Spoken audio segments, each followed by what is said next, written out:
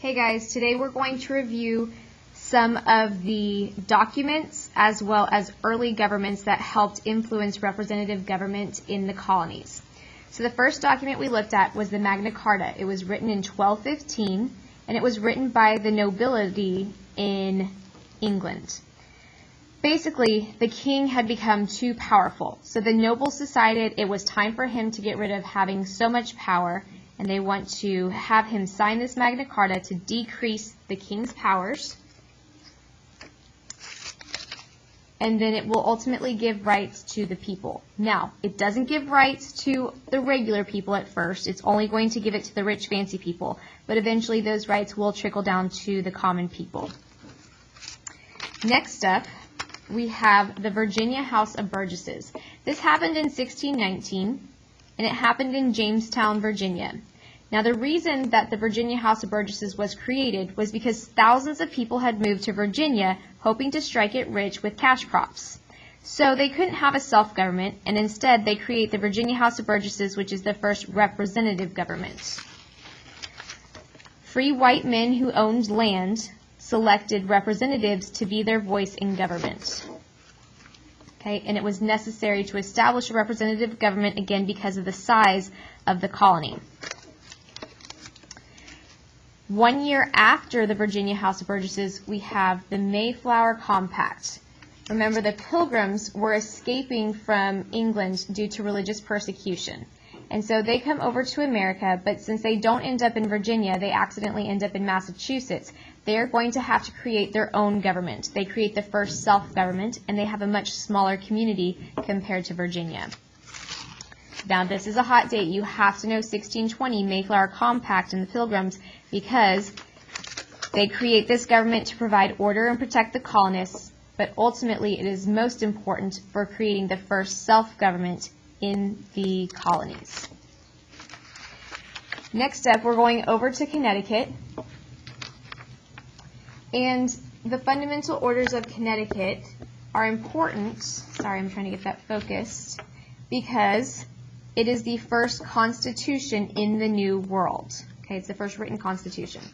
Thomas Hooker writes this constitution in 1639. And the reason that it's so important is because it's going to create a representative government, but it's also going to extend voting rights to more men. You didn't have to be a part of the church in order to vote. Okay, our next government document is the English Bill of Rights, and my kids and I are calling it Magna Carta 2.0. It is going to be written by the British Parliament, the British government, and again, it is going to limit the king's powers and give rights to the people. Now, on your paper, we added a cause and an effect. So, what is the major cause of the colonists even creating their own governments? The first one is the distance from the king. Remember, they're about 3,000 miles away. So it's going to take him about 2 months to respond back to any questions that we have about our government. Let's see if we can get that to clear up. And so if it takes 2 months to send over my question and then 2 more months for my answer to come back, that's going to be 4 months. That's too long for us to have somebody else managing us from 3,000 miles away. The other issue is salutary neglect. Most of the time, the king is not even paying attention to us. All he really cares about is making money off of us, so he's going to ignore us. Now, the effect then of these causes is going to be colonists create self and representative governments. They're going to need to take care of business. They're going to need to protect themselves. They're going to need to have order in their colonies. Okay? Now, we also talked about 2 eras, 2 time periods that influenced American government. And the first time period we looked at was the Enlightenment. And we said that if you are enlightened, you are educated and informed. The major person you have to know with the Enlightenment thinkers is John Locke. John Locke believed in natural rights. He believed that all people are born with the right to life, liberty, property, and sometimes they say the freedom to happiness. This is going to influence one of our founding fathers, Thomas Jefferson, when he writes the Declaration of Independence. John Locke has basically said that if you didn't have a government, everything would be chaotic. So we have a social contract with our government. We're going to give up some freedom, like Miss Lee can't drive 95 miles an hour down to 90, okay? But in return, I'm going to get something out of it. My government is going to protect me and my rights, okay? The other era that you needed to know about was the Great Awakening, and we talked about this religious movement where preachers go from sitting at the front of the church and being just kind of boring, and now they're getting all emotional and excited and trying to get people really attached and awakened to their religion. Sorry about the blurriness. Okay. What is important to remember about how the Great Awakening is going to impact the American government is that preachers are going to encourage religious freedom. They're going to say that all people are equal, and then they are going to encourage people to use their voices in government. So basically, if you were a preacher during this time period, you would probably support a representative or self-government. Now let's move into our 5 guys who inspired representative government and democracy, 5 guys without the burgers and fries. And the first one is William Blackstone. William Blackstone, really all you need to know about him is he's a lawyer who believed that men are born with God-given rights. Our man Thomas Hooker from Connecticut supports equality for all mankind.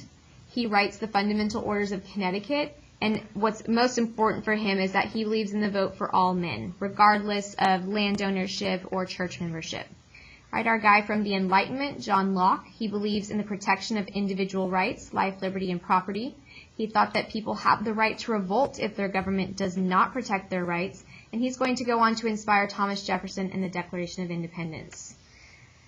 Over here we have our Frenchman, Charles de Montesquieu. Remember, he has 3 names, so his big idea is he believes in 3 branches. He believed the government should be broken into 3 branches. One person should not have all the power. Finally, we have William Penn. He's the Quaker who establishes Pennsylvania. He believes in equality, diversity, and he supports a representative government. No matter what document is attached to William Penn, I want you to remember he believes in power going to the people. Okay? Now, the last 2 things I want to remind you of.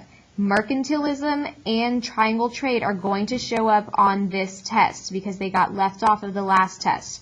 Mercantilism is the system in which the mother country gets rich basically by taking advantage of the colonies. So the colonists are going to have to import everything from the mother country. They're going to have to export everything from the mother country.